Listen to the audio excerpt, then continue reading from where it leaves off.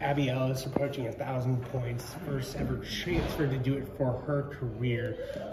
What did you see in her, and what have you just been amazed about, just since you've been her coach? Yeah, just someone who could score it. Obviously 2 years at Cal Poly, scored it. Hit a lot of buzzer shots that year. We needed guards. We needed some scoring guards, and thought she could have an opportunity to come in and do that for us.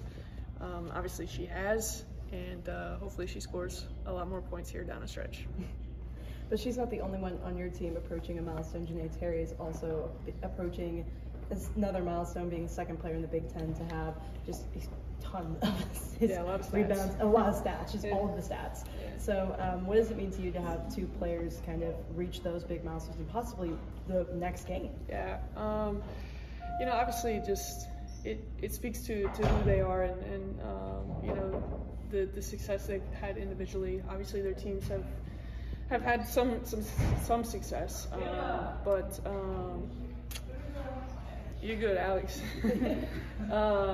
Hey, Kenna. What's special for me is who those two people are. They came in really kind of, Sharon was still here, but kind of committed to me, having never coached at this level. Then Sharon leaves, and those two really believed in who I was, what I was going to try to do here, and they wanted to be a part of it. So for me, to be a part of their special events is really, really cool. I know senior night's a few weeks away, but it's going to be a pretty emotional one for me. Now, you guys are winless so far in the Big Ten on the road.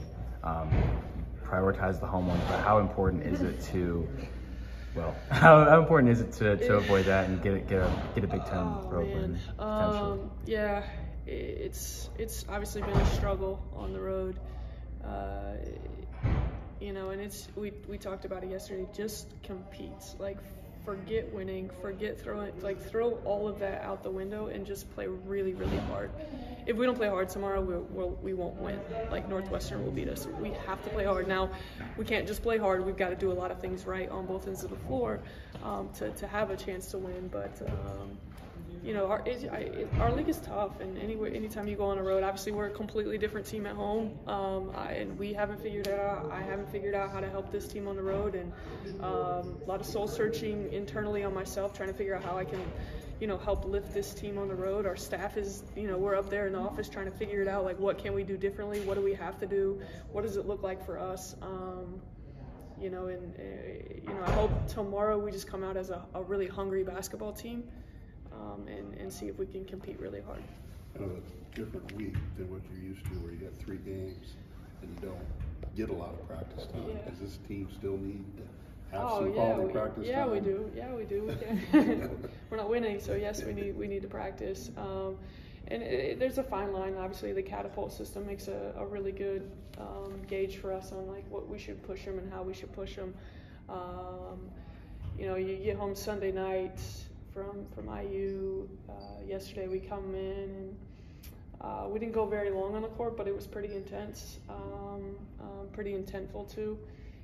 Obviously today we'll get a little bit more after it, jump on the road, play Northwestern, late game. We won't get back till, 1 a.m., 1:30 a.m., and then we've got to practice that day and prep for Nebraska. So it's a fine line, but yeah, we absolutely need practice, so we have been. So speaking of just stellar players on and off the court, Mary Ashley Stevenson really stepped up for the team this year. She was named Big Ten Co-Freshman of the Week, and just recently was named Freshman All-American, gotten national Garner recognition. Yeah. So how has she kind of helped your team this year? I think she's kind of been who we thought she was going to be during the recruiting. A blue-collar, hard-nosed, going to play really hard, going to work to keep getting better.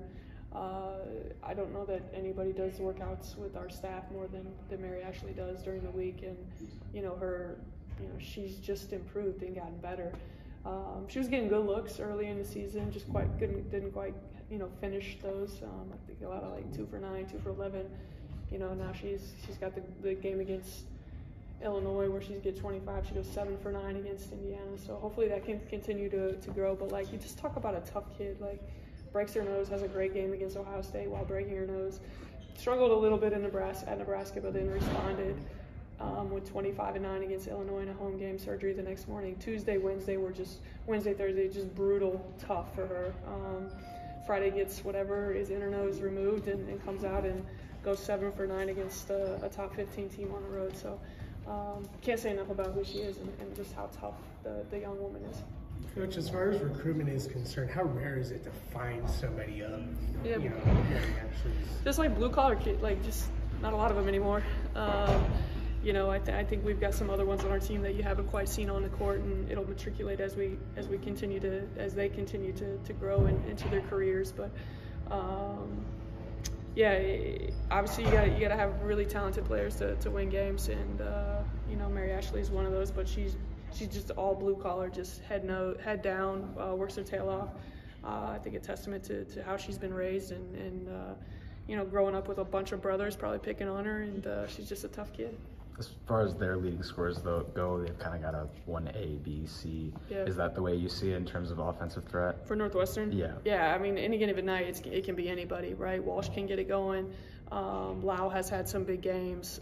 Mott has had some big games when allowed, and then they've got some kids on the perimeter who can, they all shoot the three pretty well, about 36%. They got a couple kids who really, really like the mid-range, the pull-up. So that's not a lot. A lot of teams don't have kids that like the mid-range game anymore. Most teams are 3 or layup, and they actually have a couple that live in the mid-range game. So similar to Illinois, in that we've got to be able to stay straight up and make them finish tough shots around the rim.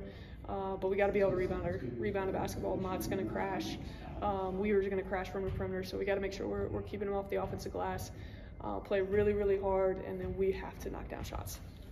As you continue to recruit, do you buy into that analytical part of its threes or layups?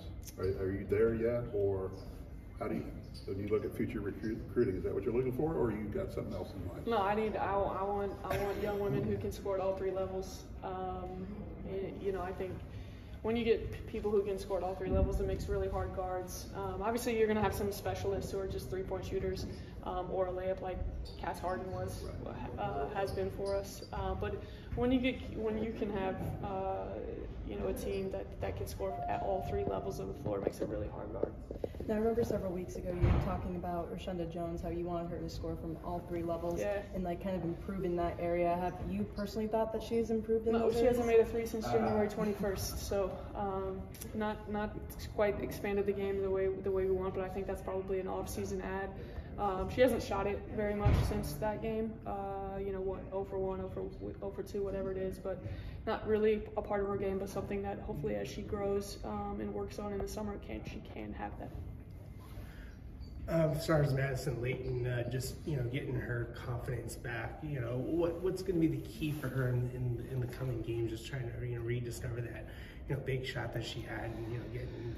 Yeah, I think the water level usually always figures itself out, and I think that's sometimes in a game it can be pretty humbling, and you go through spouts where you just don't shoot it at a high clip.